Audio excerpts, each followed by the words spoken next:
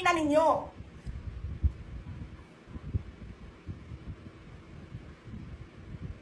Sino ang corrupt?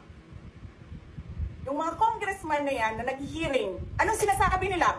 Pagkatapos, pag na-off na ang mic, pag wala na ang media, pasensya na kayo ha. Kailangan kasi namin ng pera. Mag-eleksyon na kasi. Pakisabi kay Sara ha. Hindi ko naman gusto itong ginagawa ko eh. Eh putang ina, hindi mo pala gusto ginagawa mo eh. Bakit mo sinisira pangalan ko? Joel Chua.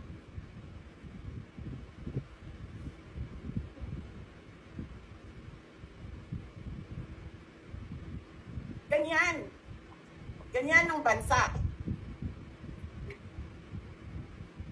This country is going to hell because we are led by a person who doesn't know how to be a president and who is a liar.